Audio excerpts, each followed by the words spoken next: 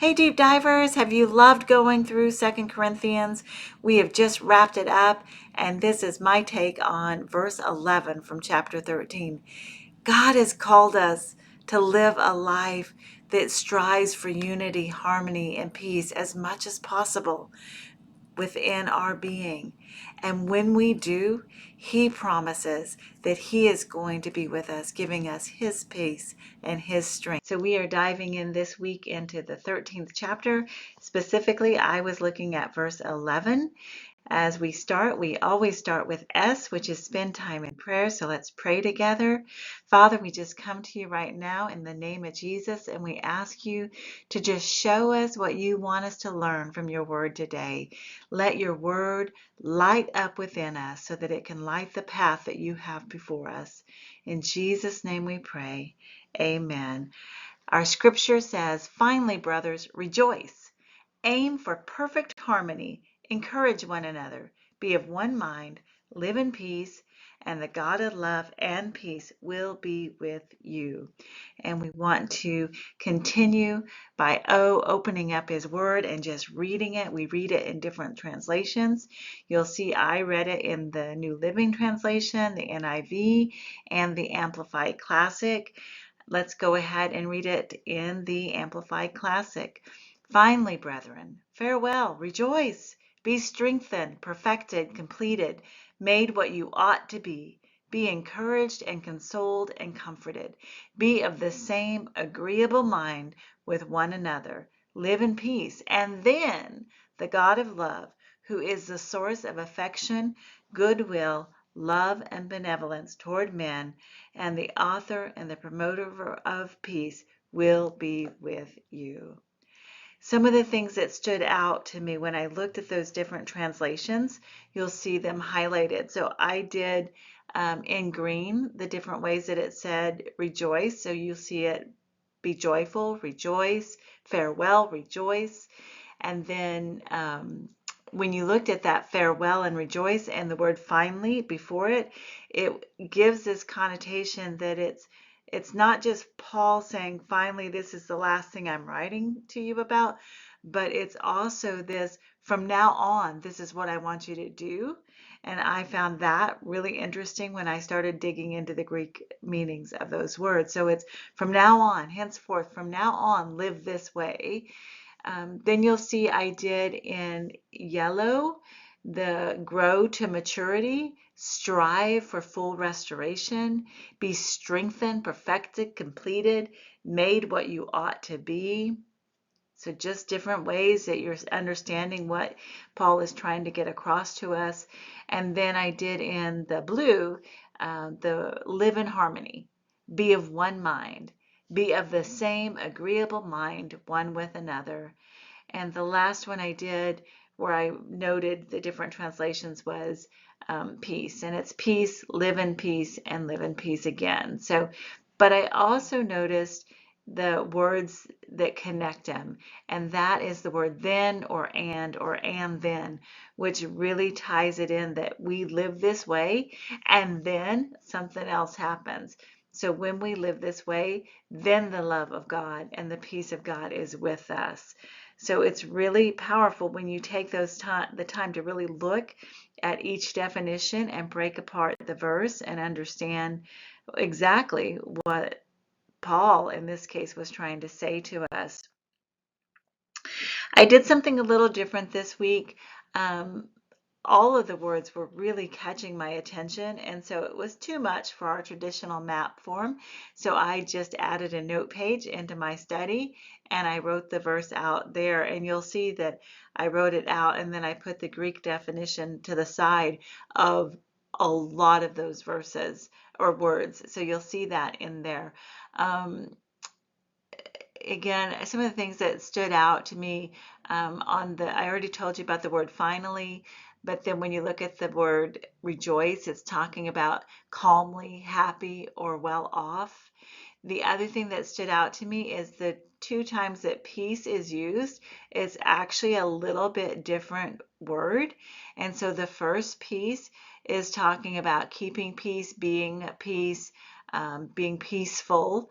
And then when we see that God grants us peace, we see that it's his prosperity to us. So not necessarily talking about physical prosperity to us, but it's him giving to us. He's providing for us in that fashion. So again, this way, when you map it out like this, you can just see all of those words all at once. One of the phrases that kind of I struggled with a little bit was aim for perfect harmony, because it translated a little different in various versions. And so I was really trying to find out what the Greek word actually was and look at it a little more deeply. But it means to repair or to adjust, to be in good working order. So that's when we're looking for that harmony. We're looking for that good working order, that we're all coming together and working well together. So hope that's helpful. At the very bottom, you'll notice that I did just those dotted lines, because that's again where I was noticing that there was the instruction for do this, but then after that it was, if you do this, then the God of love and peace will be with you. And so we have some instructions, we have some responsibilities, we have really commands from the Lord of how we're supposed to operate, but we have his promise right after that. So cross-referencing, again, this one was one where there were a lot of cross-references. These four were my favorite that really jumped out at me. If it's possible, as far as it depends on you, live at peace with everyone. Blessed are the peacemakers, for they're called the children of God. Whatever you have learned or received or heard from me or seen in me, put it into practice, and the God of peace will be with you. And then finally from Hebrews, now may the God of peace, who through the blood of the eternal covenant brought back from the dead our Lord Jesus, that great shepherd of the sheep, equip you with every good thing to do his will. And may he accomplish in us what is pleasing in his sight through Jesus Christ, to whom be the glory and the honor forever. Amen. So we're also asking those questions, the who, what, where, when, and why. And the primary reason I chose this word is because I just look at the state of our world right now and how much division is happening, not just in our world, but within the church, within God's family. And I really wanted to look to see, what is Paul actually talking about here, and is it relevant for us today? And so one of the questions I was asking was, what is the cultural or the historical context of this verse? And what we know is that Paul's concluding his second letter to the Corinthians, and he's urging the believers to strive for that unity, that peace, and that spiritual maturity. The Corinthian church was struggling with divisions, immorality, and challenges to even Paul's authority. So this call is to aim for restoration, to comfort one another, and to live in peace, reflects how Paul's heart was to heal the divides and to strengthen the community of Christ. And I think when we read all the other scriptures, especially when we follow that cross-referencing, we find out that is still the heart of God for us today, is we're still instructed to follow those directions. Next question I was thinking about was, what does it mean to actually live in peace, and why is that critical for us as believers? To live in peace is to cultivate harmony with others, avoiding unnecessary conflict and reflecting Christ's character. This peace is both, it's a command and it's a blessing for believers. And then we go to K, keep his word before you, meditate on it day and night. Before the week started, I actually suggested two different soaker verses for you to choose from. So I show you the first one that I put, which was 2 Corinthians 13:5. And then you see the wallpaper for our verse today. Again, it's in the NLT on this, and so I'll read it out loud. Dear brothers and sisters, I close my letter with these last words. Be joyful, grow to maturity, encourage each other, live in harmony and peace. Then the God of love and peace will be with you. E is enlighten. Ask the Holy Spirit what he wants you to learn from this. What does he want to teach you? And here was my takeaway. There will always be opportunities for division and disagreements, yet God calls you and me to a higher standard, to live in a way that promotes unity among our brothers and our sisters in Christ. He desires us to encourage and strengthen one another, creating a community where His peace can reign.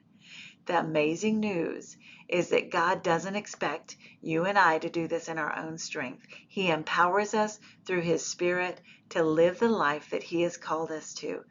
When we honor Him by choosing obedience to His word, His love and His peace fills our hearts. As we live out these truths, we not only build up the body of Christ, but we also shine as salt and light to the world in desperate need of hope and harmony. We are His vessels. We are a ministry to those who don't know them. So not only do we have a responsibility to live in harmony with believers as much as possible, but it's an example to the world. So we're to live different than everybody else. We should be shining His light at all times. And then respond to the scripture is R. And here's my response, and it's just a prayer.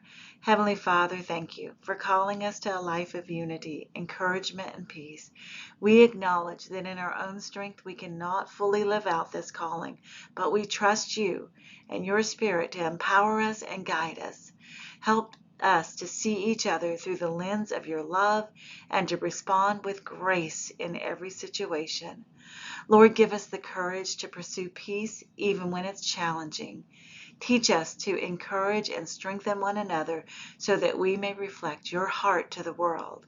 Let your love and your peace reign in our hearts, shaping us into the salt and the light that you've called us to be.